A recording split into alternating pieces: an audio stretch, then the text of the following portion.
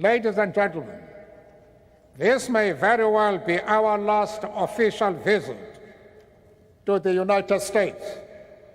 before retiring from office next year. There could not be a more moving start to the visit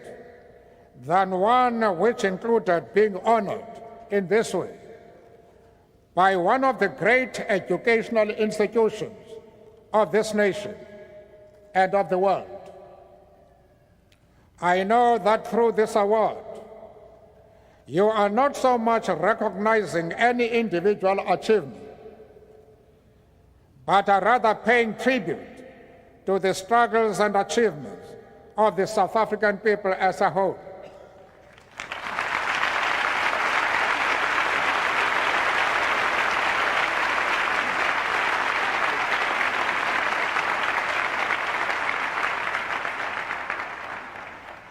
I humbly accept the award in that spirit,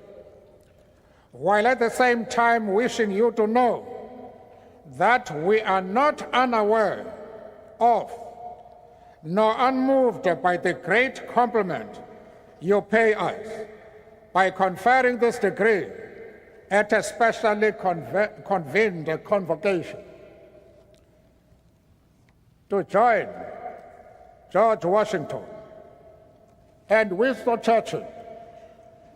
as the other recipients of such an award conferred at a specially convened convocation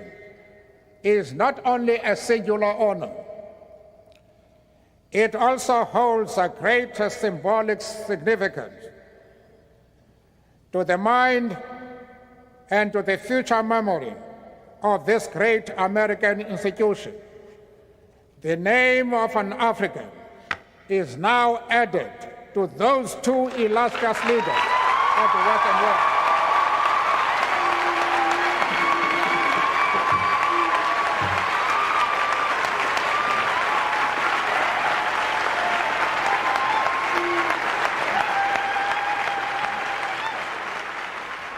If in these later years of a life lived in pursuit of equality, we can at last look upon our own country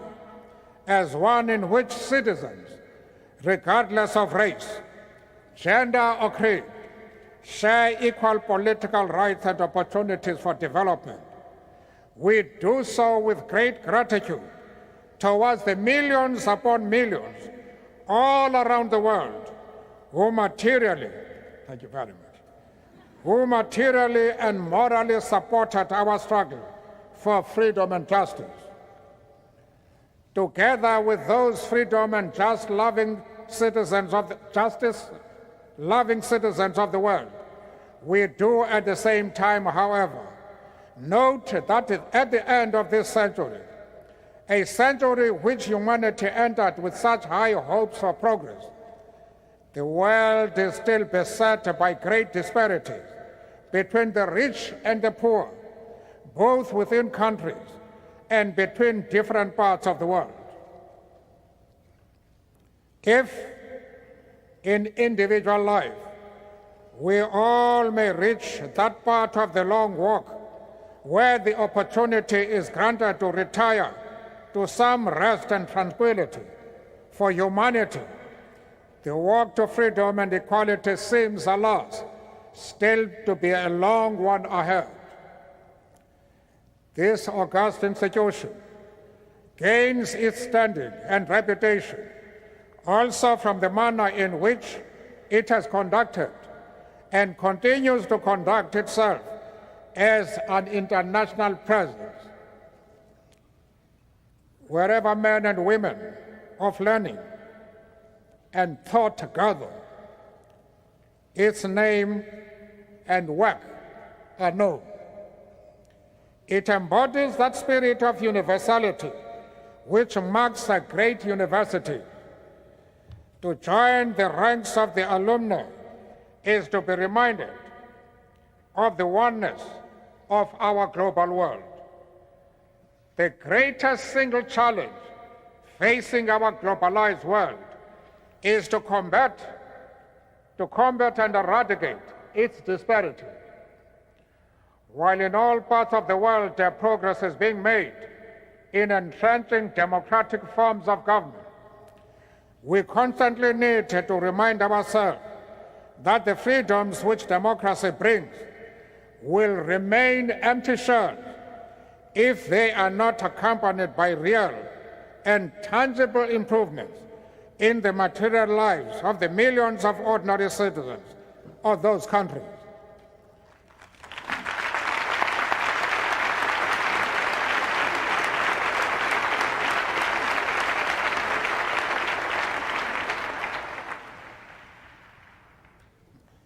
Where men and women and children go burdened with hunger, suffering from preventable diseases, languishing in ignorance and illiteracy, or finding themselves bereft of decent shelter, talk of democracy and freedom that does not recognize these material aspects can ring hollow and erode the confidence exactly in those values we seek to promote. Hence, our universal obligation towards the building of a world in which there shall be greater equality among nations and among citizens of nations. The disparity between the developed and developing world, between North and South, reflects itself also in the sphere of educational and intellectual resources. When in Africa we speak and dream of and work for a rebirth of that continent as a full participant in the affairs of the world in the next century, we are deeply conscious of how dependent that is on the mobilization and strengthening of the continent's resources of learning. The current world financial crisis also starkly reminds us that many of the concepts that guided our sense of how the world and its affairs are best ordered have suddenly been shown to be wanting. They are seen to have hidden real structural defects in the world economic system. The precepts of the economic theories who could so confidently prescribe to all now appear to have drawn much of their apparent intellectual validation from having been unchallenged by the day-to-day operation of a system that operated in the interest of the powerful.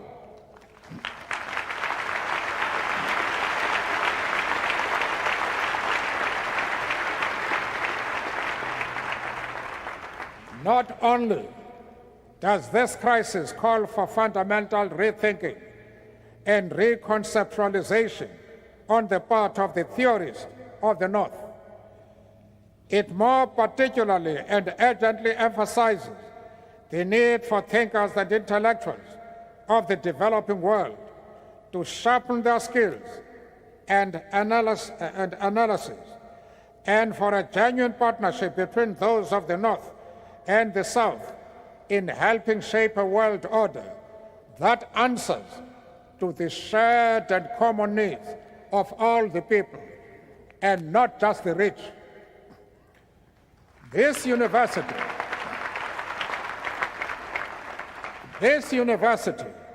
already has had a long partnership of learning and teaching with the South African people. There are many names that one could mention of persons now holding office in government or institutions of civil society who spent a time at Harvard or benefited from programs conducted jointly with this institution. For that, our fledgling democracy, faced with an enormous task of reconstruction and development, owes your institution a great debt of gratitude. As South Africans play their role in